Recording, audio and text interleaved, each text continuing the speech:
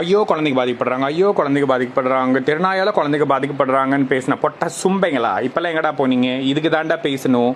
ரேபீஸை விட ரொம்ப கொடூரமான வியாதினா இந்த ஜாதி வரி பிடிச்சது. இந்த கிழட்டு மூதேவி காடு வாங்குது, வீடு போங்குது, கட்டையில் போகிற வயசில் கட்டையை தூக்கிட்டு நடக்கக்கூட திராணி இல்லாமல் சப்பானி மாதிரி ஒரு காலை இழுத்துக்கிட்டு ஸ்கூலுக்கு போகிற குழந்தைங்க அந்த பொது வழித்தடத்தை பயன்படுத்தக்கூடாது. ஏன்னா அந்த குழந்தைங்க வந்து கீழ் ஜாதியா ஜாதி பேரை சொல்லி ஸ்கூலுக்கு போகிற குழந்தைங்களை தடுக்க வர இந்த கிழட்டு மூதேவி. இதை பற்றியெல்லாம் எவனும் பேச மாட்டீங்க, இதுக்கெல்லாம் எவனும் வாய்ஸ் கொடுக்க மாட்டீங்க.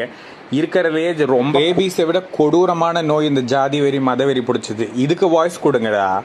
இந்த மார்க்கெட் இல்லாத சில செலிபிரிட்டி சீல ரொட்டின்னு சுற்றிட்டு இருந்த மூதேவிங்க தெருநாயங்களை அழிச்சிடணும், தெருநாயங்களை என்னமோ அவளுங்க பெரிய அப்படி சோஷியல் காசுக்கு பேசின மூதேவிங்க இப்போல்லாம் எங்கடி போனீங்க? இதுக்கெல்லாம் எவளும் பேச மாட்டாளுங்க. ஏன்னா இதை பற்றி பேசினா இருக்கிற கொஞ்சம் நஞ்சம் மார்க்கெட்டும் போயிடுச்சுன்னா என்ன பண்ணுறது? பேசுகிற ஒரு விஷயத்தை நம்ம பேச வரோம், ஒரு விஷயத்தை அட்ரஸ் பண்ண வரோம்னா எல்லா விஷயத்துக்கும் வாய்ஸ் கொடுங்க. அது என்ன செலக்டிவ் அமீஷியா மாதிரி செலக்டிவான டாப்பிக்கில் பற்றி பேசுகிறது? இதை எந்த மீடியாவும் போட மாட்டாங்க, இதுக்கு எவனும் வாய்ஸ் கொடுக்க மாட்டானுங்க. இதை தாண்டா பேசணும். அந்த குழந்தைங்களுக்கு நாய் கடிச்சு ஆகிற வழியை விட இந்த சின்ன வயசில் ஸ்கூலுக்கு போகிற வயசில் ஜாதி வெறினால அவங்க படுற துன்பம் அவங்களுக்கு தினமும் அது மனசில் பதிஞ்சு அவங்க ஃப்யூச்சர் எப்படி இருக்கும்? இதெல்லாம் வந்து சைக்காலஜிக்கலாக எவ்வளோ தூரம் வந்து ஒரு குழந்தைய பாதிக்கும், இதை பற்றியெல்லாம் பேச மாட்டானுங்க. அந்த குழந்தைங்களோட நிலைமையிலேருந்து நீங்கள் யோசிச்சு பாருங்கள். அதுங்களுக்கு என்ன தெரியும்? ஜாதி மதம் இதெல்லாம் தெரியுமா? ஏதோ படிக்கிறோம், ஸ்கூலுக்கு போகிறோம், ஜாலியாக இருக்கிறோன்னு சுற்றுறோம்.